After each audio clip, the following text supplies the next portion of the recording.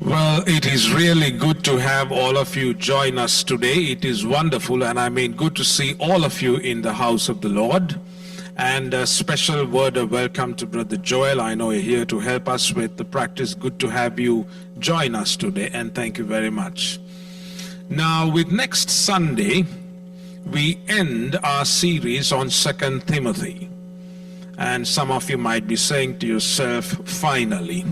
It's been a long journey, but next Sunday we will end it, and then the Sunday after that we begin our series on Advent.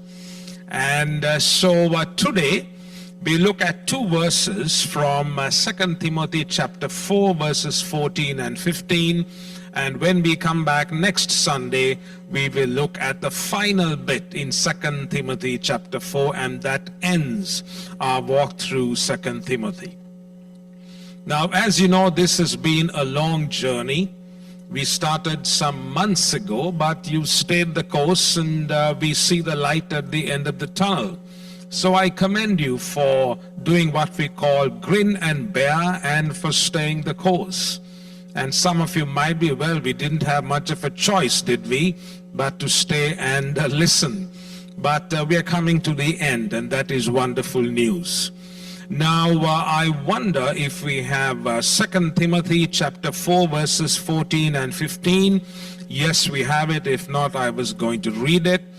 And in this passage, or these two verses, the Apostle Paul talks about a person who has given him much harm, or given him much trouble, and who has been a source of much harm. And in verse 14, he says, Alexander the metal worker did me a great deal of harm. The Lord will repay him for what he has done. You too should be on your guard against him, because he strongly opposed our message. Now, if you remember, when we got started on this series on 2 Timothy, I said that this book has some solid teaching, some solid theology, but it also has stories. It has people, and it has four types of people. One were those who started well, and they stayed the course and finished well. Second, there were those who started well, but quit halfway and went off in different directions when it came to faith, when it came to matters of faith. Thirdly, there were those who always opposed the work of the gospel. And today we look at one of these people, always were against the work of God, the work of the gospel. And the fourth category were people who started well, drifted away, but then came back and finished well. And we looked at one such individual in the person of John Mark. Now today, in these two verses, the Apostle Paul, who's now in Rome, is writing to Timothy, who's now in Ephesus, ministering there as a pastor, and he devotes two verses to single out this individual Alexander. There are things we know about Alexander, and there are things we don't know. The things we know about Alexander is that he is based in Ephesus, because the Apostle Paul is saying, Timothy, I want you to be careful of him, because he gave me much trouble. He'll continue to give you trouble. We also know that Alexander was a metal worker, or the worker of metals, or some versions say he was a coppersmith. Whatever the case may be, we know that this man worked metals. And that's all we know about him. And then Paul says he opposed me a great deal. Now, Bible scholars are divided as to the identity of Alexander. There are those who say that he was a man from Ephesus. And if you go to Acts chapter 19, you will remember there was a riot in Ephesus. And there were all these metal workers, these makers of idols. This was the place where Diana was worshipped.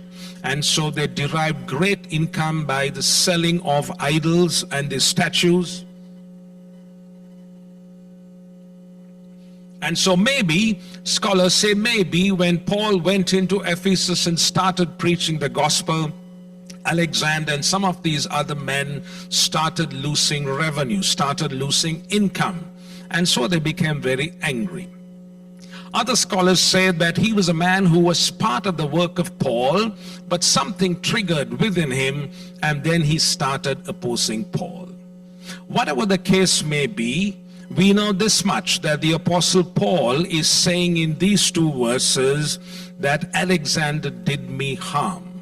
Not just harm, but a great deal of harm.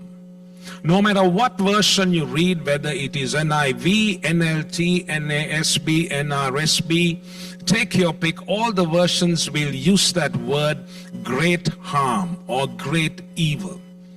So it was not just harm, it was not just being a spoke or being a hindrance. This was intentional, this was very intense. And so this man, Alexander, was committed to making sure that Paul's ministry would not go well. Now, what I want to do is, during the time that we have, share with you 2 thoughts, just 2 thoughts, with regards to what Paul advises Timothy about Alexander.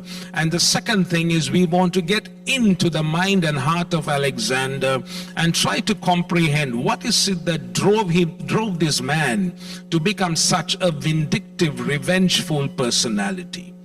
So the first thing that I want to share is Paul's threefold advice to Timothy. There's a threefold dynamic if you look at verse 14 and verse 15. First, the Apostle Paul says, Alexander the metal worker did me a great deal of harm. The Lord will repay him for what he has done. In verse 15 he says, you too should be on your guard against him.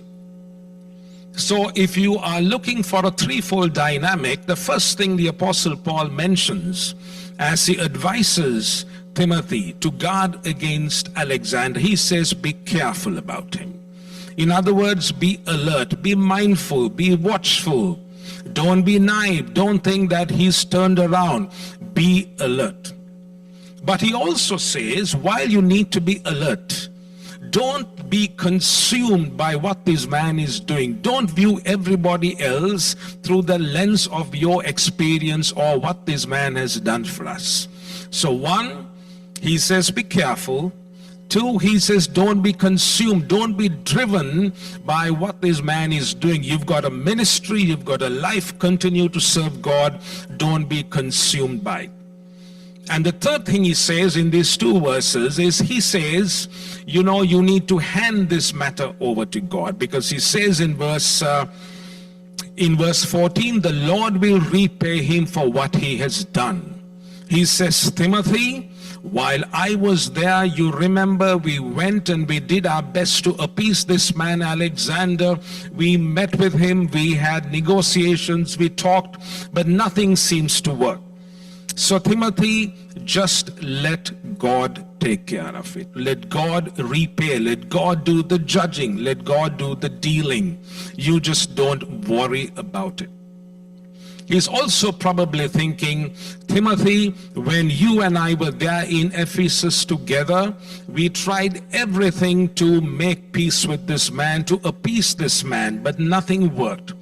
And Timothy, now, if you continue to do so, you will only make a bad situation worse. Now, I'm sure we've had at least one Alexander in our lives. Perhaps even right now. I hope it's nobody in the church. But we've had an Alexander in our life at some point. Somebody who was against you. It might be somebody in the family. It might be somebody at your workplace. It might be somebody in the community who is very unreasonable. He or she is after you. You've tried everything to appease them. You've tried everything to bring about peace, but all to no avail. And in fact, you now recognize that any further attempt to try and make peace will only make a bad situation worse. And that is why the Apostle Paul tells Timothy, Timothy, you've done your best. I've done my best. Now let's hand it over to God and let God deal with it. Because we all know when we push too much, even with the best of intentions, that a bad situation can become worse. Dr. Howard Merkel, is an American physician. He is also a medical historian attached to the University of Michigan Medical School. And he wrote a journal article, and this is what it is titled, or this is how it is titled. He said, "The Dirty, Painful Death of President James Garfield." Now, President James Garfield was shot, but he did not die immediately. He had a team of doctors. The chief surgeon was Dr. Bliss at the time. A team of surgeons were attending to President Garfield. And so in this article, Dr. Howard Merkel discusses the dirty, painful death, or the dirty, painful manner in which President Garfield died. His point is that the doctors, with the best of intentions, attended to President Garfield, and in the process, they made an already bad situation worse. What was a 3-inch wound because of the bullet going through finally became a 20-inch opening that became infected, and that's how he died. Now, I'm not going to bore you with the grisly and the gory details, but if you just Google how did President Garfield die, you'll find out. That serves to illustrate that sometimes with the best of intentions, you try to solve, you try to help people, you try to reach out to them to make peace, but it only gets worse. And that's why the Apostle Paul is saying, Timothy, we've done our bit, but now let's hand it over to God. And the second thought that I want to share with you is the Apostle Paul says this man, he says in verse 14, Alexander the metal worker did me a great deal of harm. Why single this man out? And for that, I do want to get into the mindset or the heart of Alexander. What is it that caused this man to become so vindictive, so revengeful, that he just sought to destroy Paul, Timothy's work, and everything that was representative of the kingdom of God? And I'd like to suggest a few maybes. Maybe as Alexander was in Ephesus, as I suggested before in the reflection in my sharing, maybe he was making statues, and maybe now that people were turning to faith in God, his income went down, and this became a real problem for him. Maybe he was a good Ephesian gentleman, and suddenly there was something that happened with Paul and Timothy and the ministry, and there was a loss of honor. Maybe he was dishonored in some shape or form. Maybe he felt embarrassed. Maybe he felt his position in society was now taken away. Whatever the cause was, now Alexander decided to go on this course, and he decided to embody what we call hurt people, hurt people. It may have been a childhood trauma, even we don't know. It may have been something that was brewing, something that was festering. And now as he came into Ephesus and there was this ministry situation that came up, and then he reacted. Hurt people, hurt people. So I'm trying to get into the heart and mind of Alexander to understand what could have possibly caused this man to react this way. There was a little boy who came home one day from school and told his father, I have been bullied and bullied badly. And there was ample evidence of his being bullied because his shirt buttons were ripped, hair was disheveled, and there were a few bruises. And the father was very angry, and he knew, the family knew who the bully was because he lived in the neighborhood. And so the father talked to the son, and he said, could we go to the home of this bully and talk to his parents? And the son agreed to do that. And so together in the evening, the father and the son drove to this bully's home. And as they parked the car, as they walked up the driveway, they were about to ring the doorbell when father and son heard loud sounds from within the house. There were two people arguing. These were the parents of the bully. They were using foul language on each other. They were yelling and screaming at each other. And at that time, the little boy looked up to his father. He said, "Dad, let's go home. I now understand. Hurt people hurt people." And I want to suggest that maybe something within Alexander was brewing and then it burst forth. And think about the Alexanders in our life. Maybe they have been hard to you. Maybe they have been ruthless, illogical in their treatment of you. Perhaps because there is something within them and we need to pray for them with empathy. And so whatever the situation was, Alexander decided to embark on that journey of revenge. Psychologists call this the journey of revenge. The final destination is revenge, and the journey of revenge has two stops. The first stop is hurt. And when you're hurt, the second stop is anger. Out of your hurt, you become angry. And then out of anger, you get to that final destination of revenge. So Alexander went down this path, and he was committed to causing trouble for Paul, Timothy, and the ministry. And so we need to recognize that even as we are praying for the people who might be causing trouble, even as we are remembering and thinking about the people whom we are trying to make peace with, maybe we've done everything possible, but now it may be time to hand it over to God. Our faith did call us, our faith did invite us to make peace with them. Our faith did propel us to negotiate and to do everything possible. But now we realize it's not working. And our faith may now be inviting us to a greater height, where God may be saying, just leave this with me and let me take care of this. Hand it over to me, as the Apostle Paul says, let God deal with that person, let God deal with the situation. We don't want to hold a grudge like Alexander did. We don't want to be a crow. Now, you heard me right. I said crow. C-R-O-W. Now, yesterday, Ted and Micah, where's Micah? Yes, he's there. We were having a discussion about crows, and I just gave them part of my message for today. So if you notice, Ted and Micah are not too interested in my message today. That's because they heard it yesterday during the community lunch. So I was talking about this discovery of crows. And Ted said, and Ted and Micah, both of them together, they said, did you know the collective noun? What would you call a group of crows? And I didn't know. And these two esteemed gentlemen revealed to me that you call a group or a crowd of crows a murder of crows.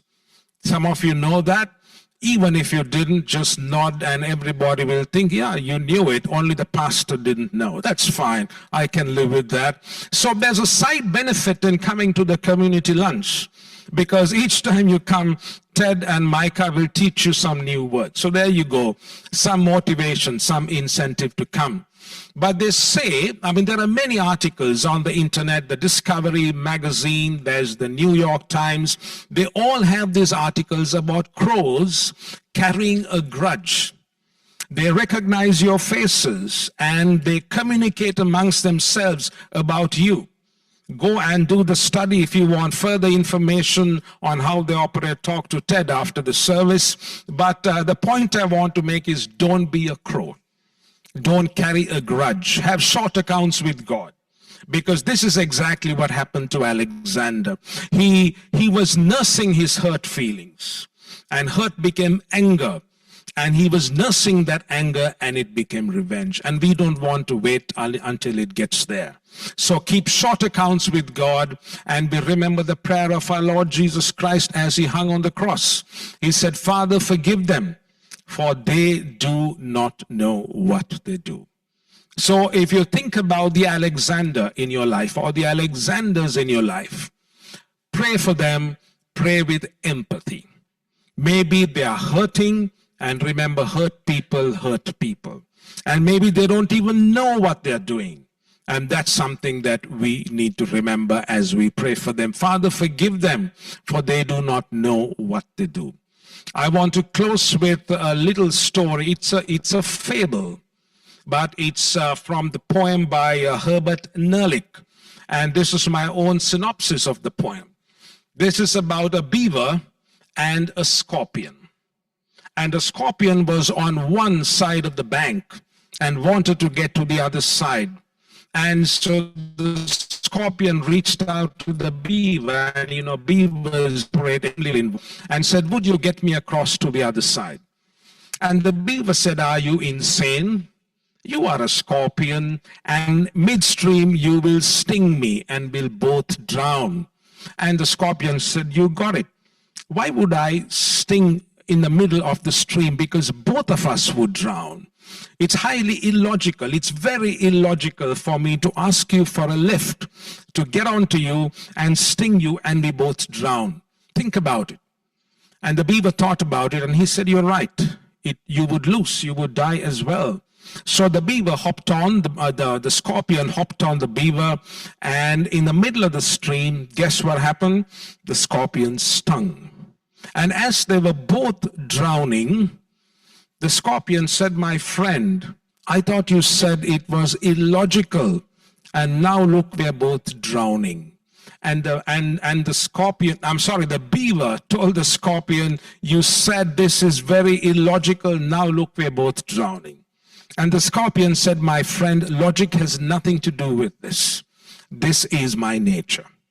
And I believe that Alexander just let this whole problem that he had simmer, it burst over until it became almost like his nature. He was seeking to destroy, seeking to confuse, seeking to give trouble to Paul, Timothy, and the ministry. And so we need to pray that God would enable us to pray for the people who might be our Alexanders. Pray for them with empathy. Pray for them with understanding so that God's work through us may continue without any sense of bitterness. May God help and God guide us as we meditate on His word.